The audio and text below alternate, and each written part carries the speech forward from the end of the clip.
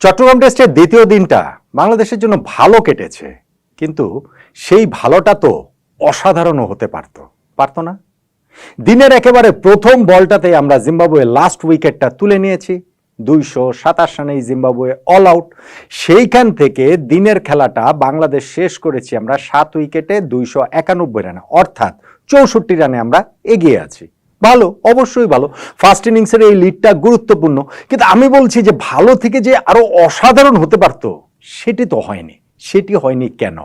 জিম্বাবুয়ের ক্রেডিট অবশ্যই রয়েছে, কিন্তু একই সঙ্গে আমাদের বাংলাদেশের ব্যাটসম্যানদের ব্যর্থতাও কি প্রকট নয়, প্রবল নয়?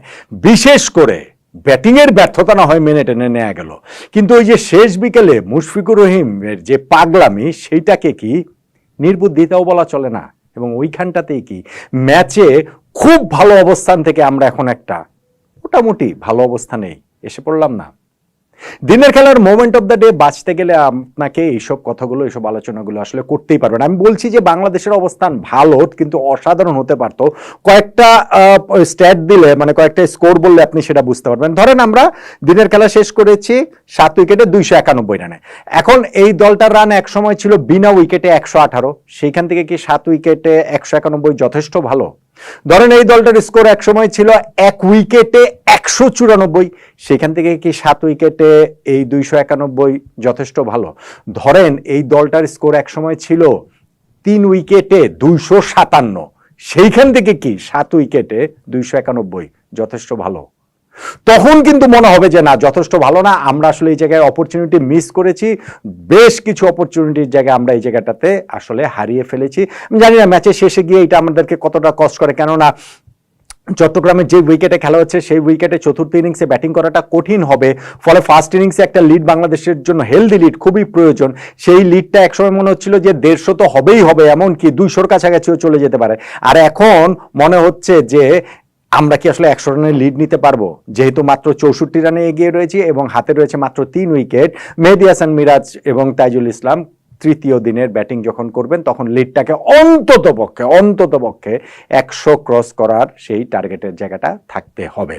এখন আমাদের যে খুব ভালো থেকে এরকম একটা গড়পড়তা ভালো জায়গায় চলে আসলাম, সেইটা কিভাবে হলো? আমরা আগের দিন শেষ বিকালে জিম্বাবুয়ের 40 রানের মধ্যে 7 উইকেট নিয়ে ফেলেছিলাম, এবং আজকে আবার আমরা আমাদের দ্বিতীয় দিন বিকালটাতে 20 রানের মধ্যে 4 উইকেট হারিয়ে ফেলে ওই মোটামুটি একটা সমতার জায়গাতে চলে এসেছি।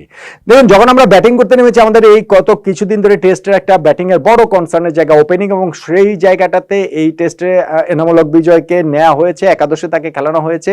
সাদমান এবং বিজয়ের ওপেনিং পার্টনারশিপটা 118 রানের হয়েছে। বললাম তো, দিনের প্রথম বলটাতেই জিম্বাবুয়েকে আমরা অল আউট করে দিয়েছি, লাস্ট উইকেট নিয়ে তাইজুলের 6 উইকেট হয়ে গেছে। তারপরে লাঞ্চ পর্যন্ত আমরা কোনো উইকেটই হারাই নেই, 105 রানে আমরা পৌঁছে গিয়েছি। কি অসাধারণ ফার্স্ট সেশনটা আমাদের গিয়েছে।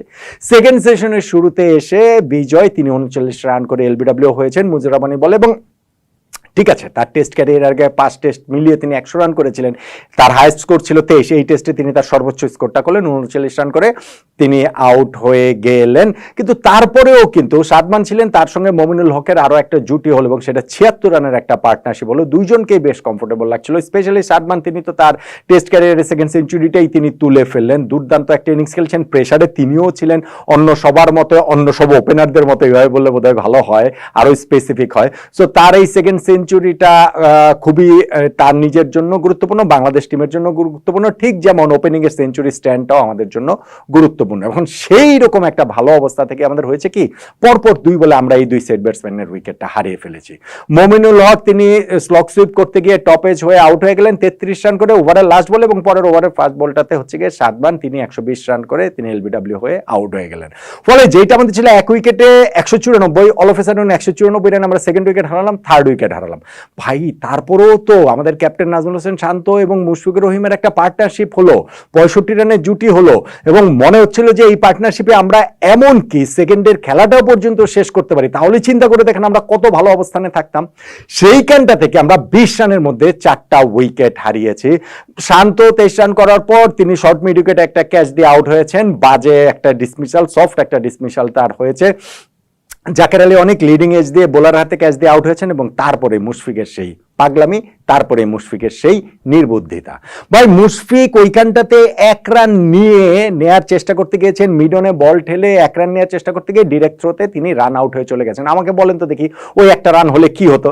1টা রান হলে মুশফিকের রান 40 ছিল, সেখান থেকে 41 হতো। ওই 1টা রান হলে মুশফিকের সেঞ্চুরিও হতো না, ডাবল সেঞ্চুরি হতো না, বাংলাদেশের জয় নিশ্চিত হয়ে যেত না, কিছুই আসলে হতো না। আপনি ওই সময় ওই মুহূর্তে ওই রিস্কি রানটা কেন নেন? হ্যাঁ, আপনি যদি আমাকে বলেন যে ওভারের লাস্ট বলে মুশফিক রান নিতে চেয়েছে, যেমন পরের ওভারের শুরু থেকে হচ্ছে কি তিনি স্ট্রাইকটা পান, এই কথা ভাই বাংলাদেশের ব্যাটসম্যানদের ক্ষেত্রে বললেন না, আমি ভুরি ভুরি উদাহরণ দিতে পারি। আর অন্য প্রান্তে ব্যাটসম্যান ছিলেন মেহেদী হাসান মিরাজ। গত 2-3 বছরে টেস্টে মিরাজের রান মুশফিকের চেয়ে বেশি, লাস্টের সাইকেলেই বেশি। সো এইটা বলার কোনো জায়গাই নাই। ওই সময় ওই রান নেয়ার চেষ্টা করাতে কিচ্ছু যেত আসতো না, মানে ওই রানটা হলেও কিছু যাবে আসবে না, মানে ওই 1 রান নিলে জিম্বাবুয়ে যে বিরাট প্রেসারে পড়ে যাবে তাও তো না রে ভাই। তাহলে সেই চেষ্টাটা করা কেন? এবং ওই নির্বুদ্ধিতার কারণেই কিন্তু বাংলাদেশের একেবারেই লেজে গোবর অবস্থা গেল। পরে নাইম হাসানের উইকেটটা আমরা হারিয়েছি। আমরা 3 উইকেটে 259 থেকে সেটা 7 উইকেটে 279 রান হয়ে যায়। তারপরে আবার শেষ বিকালে একটুখানি মিরাজ আর তাইজুল একটুখানি টিকে থেকে দিনের খেলাটা শেষ করেছেন।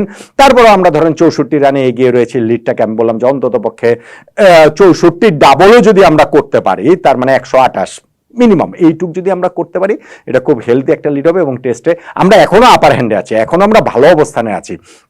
আমি বলছি না যে আমাদের এই শেষ দিকে গিয়ে এরকম হওয়া সত্ত্বেও টেস্ট ম্যাচ থেকে বাংলাদেশ ছিটকে গেছে, না, এখনো বাংলাদেশ বেশ ভালো অবস্থানে রয়েছে। কিন্তু সেই ভালো অবস্থানটা তো খুবই অসাধারণ অবস্থান থাকতে পারতো, হতে পারতো, যদি না আমরাই শেষ বিকেলে গিয়ে ওরকম 20 রানে 4টা উইকেট হারাতাম এবং স্পেশালি মুশফিকুর রহিম ওই রকম ভাবে রান আউট না হতেন, ওই রকম ভাবে নিজের উইকেটটা ছুড়ে দিয়ে আসতেন, বিলিয়ে দিয়ে আসতেন, তার উইকেটটা ওইভাবে আত্মহত্যা করে, ক্রিকেটেও আত্মহত্যা করে তিনি যদি চলে না আসতেন। তাহলে এই যে দ্বিতীয় দিনের খেলাটা গেল চট্টগ্রাম টেস্টে, সেইখানটাতে আপনি মোমেন্ট অফ দ্য ডে কোনটাকে বলবেন? খুবই গুরুত্বপূর্ণ আমাদের জন্য আমাদের ওপেনিং পার্টনারশিপের সেই 118 রান, খুবই গুরুত্বপূর্ণ এনামূলক বিজয়, তিনি যে টেস্টে একাদশে ফিরেই যে ওই ওপেনিং পার্টনারশিপের অংশ হয়েছেন, সেটা খুবই গুরুত্বপূর্ণ, সাদমানের সেঞ্চুরিটা। কিন্তু সবকিছুই না আসলে ছাপিয়ে যায় লাস্টে গিয়ে 20 রানে 4 উইকেট হারানো, এবং সেইখানটাতে একেবারে স্পেসিফিক্যালি মুশফিকুর রহিমের রান আউটটা। ইভেন মুশফিকও যদি রান আউটটা না হতেন, তাহলেও চিন্তা করে দেখেন তৃতীয় দিন আমরা কিরকম একটা অবস্থানে থেকে ম্যাচটা শুরু করতে পারতাম।